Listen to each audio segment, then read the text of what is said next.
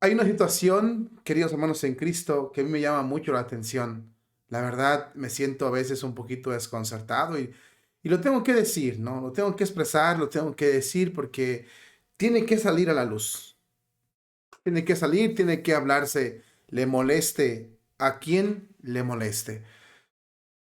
Muchos de los sacerdotes, obispos e incluso el laico, el grupo, los laicos, nos hacen un llamado que por donde quiera lo vas a escuchar. ¿Cuál es ese llamado? Tienen que someterse al Papa. Wow. Tienen que respetar las autoridades eclesiásticas. Pero eso no es respetar. Eso es como someterte. Y en gran parte tienen razón. O sea, en una parte tienen razón. Porque obedecer a las autoridades eclesiásticas es obedecer a Cristo. Por supuesto que sí. Así es como la iglesia nos lo enseñó. Así es parte de la tradición de la iglesia católica. Y nosotros no somos nadie, absolutamente nadie, para cambiar eso de la tradición. Sin embargo, hay una cosa muy importante que nos llama la atención. Eh, ¿Qué pasa cuando nuestros altos mandos no se someten a Cristo? No quieren someterse ellos mismos a Cristo. O más aún, cuando esos altos mandos contradicen la doctrina oficial de la Iglesia Católica. En la tarde sacamos un programa a las 3:45. El link aparece en la caja de descripciones. En ese programa hablábamos de que uh, un obispo alemán, un obispo alemán, estaba lanzando la advertencia de que tenía que haber un cisma, de que habría que ver la posibilidad de que existiese un cisma, un concilio, perdón, para evitar un cisma. Se me contrapeaban las palabras, discúlpame. Bueno, este obispo alemán decía que tenía que haber un concilio para evitar el cisma, es lo que quise decir. Otra vez lo repito, va de nuevo, tendría que haber un concilio para evitar un cisma. Un concilio para aplicar las reformas que ellos creen que son convenientes, que llevan a cabo, ya las analizamos en su momento, pero para los que vengan nuevos se trata de reformar la Iglesia Católica en la moral sexual y en las doctrinas de la Iglesia sobre el sacerdocio femenino, diaconado femenino, sacerdocio de hombres casados, o sea, la fornicación libre. Como ya se volvió la moral sexual, ahora vamos a ir por la fornicación libre. Entonces, ya está. En el fondo lo que están diciendo esos obispos es que la fornicación no es mala. Al igual a la fornicación hetero u homo no es mala. Eso lo pide el mundo. Y un católico lo entiende, un laico lo entiende, pero ellos no lo entienden. Un laico dice, es que eso no es del mundo, pero ellos están aferrados en complacer el mundo. Y una cosa que te quiero demostrar en este video que es muy importante es, ni siquiera ellos respetan a Juan Pablo, entre ellos mismos, ¿no? Por ejemplo, en la cuestión de que si las mujeres pueden ser sacerdotisas, diaconisas, Juan Pablo II dijo que no. Definitivamente dijo que no. Y eso quedó asentado como infalible. Juan Pablo II utilizó el peso de la doctrina de la Iglesia Católica para dejar eso bien zanjado y decir, no, ni hay, ni hubo, ni habrá. Pasó Benedicto XVI, llega Francisco, el Papa ahorita en turno, y ya quieren echar por tierra el magisterio de Juan Pablo II. ¿Esa es la doctrina que ellos profesan? Mañana llegará otro Papa y abolirá esto. Así como ellos quieren quitar a Juan Pablo II, más aún como quieren hacer a un lado al mismo Benedicto XVI que acabó de morir. Pero es que lo que opinaron en su momento Benedicto XVI y Juan Pablo II iba con la doctrina de la Iglesia. Aquí no vamos a discutir que si Juan Pablo II tiene errores, que si no tiene errores, eso no está en discusión aquí. Lo que estamos aquí analizando específicamente este documento. Pongo aquí la foto de Juan Pablo II y pongo la foto de documento que lo voy a centrar aquí en la pantalla. Aquí está. Y lo vamos a analizar, mis queridos hermanos en Cristo, para mostrártelo parte por parte, porque hay gente que está dudando de este documento. Venerables hermanos del episcopado, dice Juan Pablo II, la ordenación sacerdotal mediante la cual se transmite la función confiada por Cristo a los apóstoles de enseñar y santificar y regir a los fieles, desde el principio ha sido reservada siempre en la Iglesia Católica exclusivamente a los hombres. Esta tradición se ha mantenido también fielmente en las iglesias orientales. Cuando en la comunión anglicana surgió la cuestión de la ordenación de las mujeres, el sumo pontífice en turno, Pablo VI, fiera la misión de custodiar la tradición apostólica y con el fin de eliminar un nuevo obstáculo en el camino hacia la unidad de los cristianos, quiso recordar a los hermanos anglicanos cuál era la posición de la Iglesia Católica. Ella sostiene que no es admisible ordenar mujeres para el sacerdocio, por razones verdaderamente fundamentales. Tales razones comprenden el ejemplo consignado de la Sagrada Escritura de Cristo, que escogió a sus apóstoles entre varones, la práctica constante de la Iglesia que ha imitado a Cristo, escogiendo solo a varones, y su viviente magisterio, que coherentemente ha establecido que la exclusión de las mujeres del sacerdocio está de armonía con el plan de Dios para su iglesia. Esto lo dice un documento oficial del Vaticano. Fíjate bien. Pero dado que incluso entre teólogos y algunos ambientes católicos discutían esta cuestión, Pablo VI encargó a la Congregación para la Doctrina de la Fe que expusiera e ilustrara la doctrina de la Iglesia sobre este tema. Esto se hizo con la declaración Inter Insignores que el Sumo Pontífice aprobó y ordenó publicar. La declaración recoge y explica las razones fundamentales de esta doctrina, expuestas por Pablo VI, concluyendo que la Iglesia no se considera autorizada a admitir a las mujeres a la ordenación sacerdotal. A tales razones fundamentales del mismo documento añade otras razones teológicas que ilustran la conveniencia de aquellas disposiciones divinas y muestran claramente cómo el modo de actuar de Cristo no estaba condicionado por motivos sociológicos o propios del tiempo, como Pablo VI precisaría después. La razón verdadera es que Cristo, al dar a la Iglesia su constitución fundamental, su antropología teológica, seguida siempre por la tradición de la Iglesia misma, ha establecido así.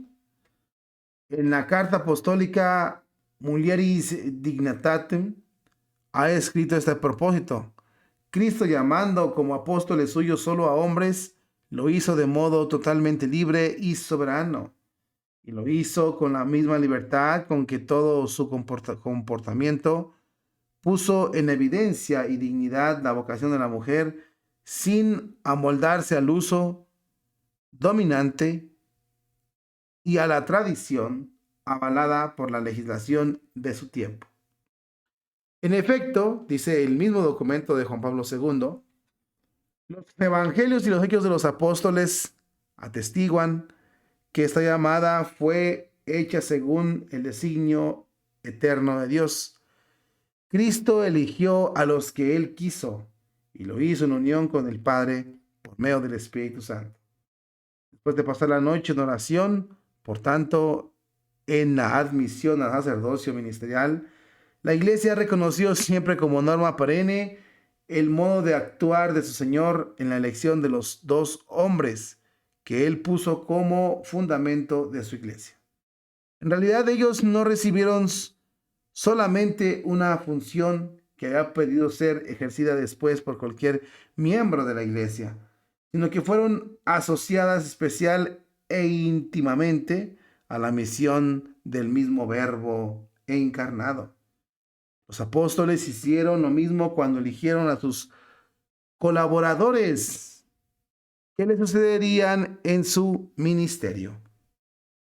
En esta elección estaban incluidos también aquellos que a través del tiempo en la iglesia habrían continuado la misión de los apóstoles de representar a Cristo, Señor y Redentor. Por otra parte, el hecho de que María Santísima, Madre de Dios y Madre de la Iglesia, no recibiera la misión propia de los apóstoles ni el sacerdocio ministerial, muestra claramente que la no admisión de las mujeres a la ordenación sacerdotal no puede significar una menor dignidad ni una discriminación hacia las mujeres, sino la observancia fiel de una disposición que hay que atribuir a la sabiduría del Señor del universo. La presencia y el papel de la mujer en la vida y en la misión de la iglesia, si bien no están ligadas al sacerdocio ministerial, son, no obstante, totalmente necesarias e institucionables, como han sido puestas de relieve en la misma declaración Inter Insigniores. La Santa Madre Iglesia hace votos porque las mujeres cristianas tomen plena conciencia de la grandeza de su misión. Su papel es capital hoy en día, tanto para las renovaciones y humanización de la sociedad, como para descubrir de nuevo por parte de los creyentes el verdadero rostro de la iglesia.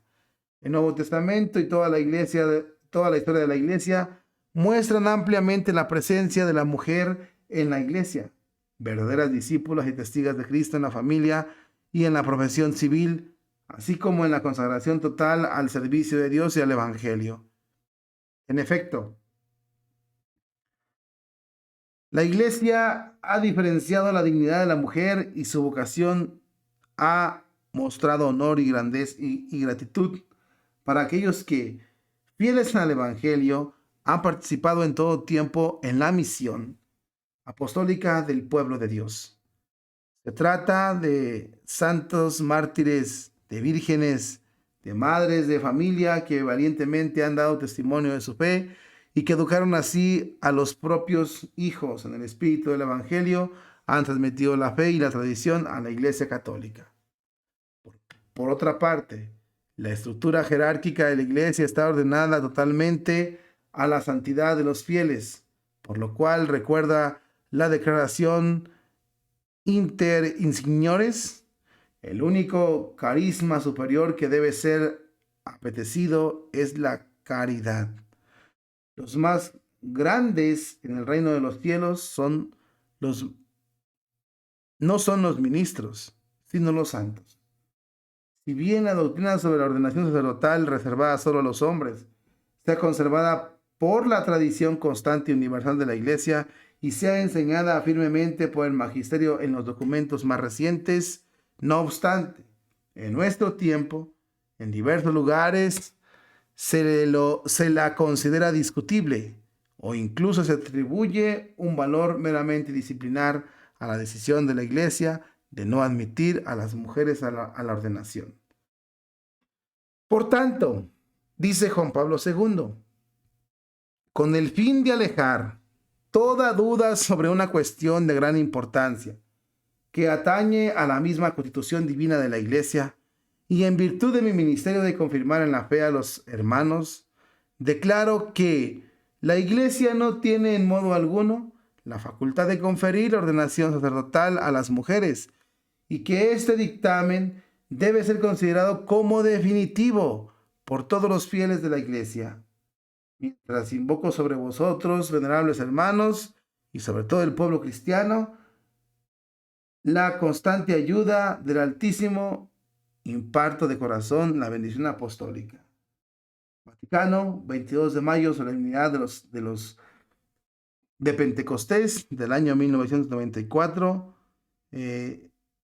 16º de pontificado. Ahí está. Creo que más claro no puede quedar En ese documento, en el documento del Vaticano, Juan Pablo II dice, con el fin de alejar toda duda, lo vuelvo a repetir ese párrafo, porque les puede quedar claro. Por lo tanto, con el fin de alejar toda duda sobre la cuestión de gran importancia de que antaña la misma constitución divina de la Iglesia, y en virtud de mi ministerio de confirmar en la fe a los hermanos, declaro que la Iglesia no tiene en modo alguno la facultad de conferir la ordenación sacerdotal a las mujeres y que esta doctrina o este dictamen debe ser considerado como definitivo por todos los fieles de la Iglesia. Cuando vemos esto, somos conscientes fielmente de que Juan Pablo utilizó aquí la doctrina perenne de la Iglesia y el magisterio de la Iglesia. Cuando dice la palabra definitivo, es definitivo. Y dice que esta duda sobre esta cuestión de gran importancia, dice que atañe a la misma constitución divina de la Iglesia. Por lo tanto, Juan Pablo II deja bien clarito que no puede haber ordenación sacerdotal de la Iglesia Católica, ni diaconisa. Si nos centramos en ese punto, cualquier intento de ordenar diaconisas, cualquier intento de ordenar sacerdotisas, significaría una ruptura total con la constitución divina de la Iglesia Católica. No tendrían validez, no podrían ser aceptadas, no podrían ser recibidas en la Iglesia Católica. En modo alguno, la Iglesia no tiene el poder, no tiene la facultad para hacer esto. Si lo hacen, es pecado grave. Y la pregunta es esta, bueno, sería una ruptura total, ya no sería la Iglesia de Cristo. Aquí, Juan Pablo II fue infalible. La infalibilidad papal, el poder papal, del cual no se puede criticar al Papa, ni se puede contradecir. Entonces la pregunta o las preguntas que surgen como dardos son estas. Leímos todo el documento de Juan Pablo II, ahí está el título, búsquelo en el internet, ahí está. Lo leímos, a mi punto de vista, lo leímos todo. Ahora, ¿debe de aceptarse esa doctrina como depósito de la fe? Por supuesto que sí. Esta es la fe de la Iglesia. Esta es la sana doctrina. Y los puntos que explicó el documento están más que claros. ¿Alguien tiene alguna duda? Yo creo que no. No hay duda sobre esto. Está zanjado. El obispo alemán viene a decir que él quiere un concilio para tratar este punto. Tomar decisiones. ¿Decisiones en qué? ¿En qué van a tomar decisiones? ¿En echar por tierra estos documentos infalibles de Juan Pablo II, donde utilizó todo el magisterio de la Iglesia Católica para reafirmar, aclarar, rectificar esto? Sería muy importante entender esa parte. Si no respetan ellos mismos la tradición de la Iglesia, entonces no les importa la tradición de la Iglesia. Les importan sus propios intereses. Había un dicho antes que se llama Roma locuta, causa finita. Roma hablado, se cierra el caso. ¿Y ahora? ¿Lo van a volver a abrir? ¿Se podrá? ¿En un documento tan serio? Si ellos no obedecen este magisterio, ¿cómo quieren que nosotros obedezcamos a ellos? ¿O será que solo nos quieren hacer obedecer en lo que les conviene? Juan Pablo II en este documento, te lo vuelvo a repetir que es del Vaticano, dice que esta duda atañe la constitución, aquí dice constitución, daña la misma constitución divina. Al momento que ellos quieran aplicar esto, ya no sería la Iglesia, no estarían siguiendo la Iglesia que tiene constitución divina, estarían siguiéndose ellos mismos. Amados hermanos en Cristo, no se dejen engañar. Aquí Juan Pablo II dijo, no habrá mujeres sacerdotisas, ni puede haber, ni debe haber. no habrá, no puede haber. Así es que cualquier cosa que venga en contra de esto viene del diablo, aunque salga del mismo Vaticano. No se puede y no se puede. Quien la contradiga no está respetando la iglesia ni su sana doctrina.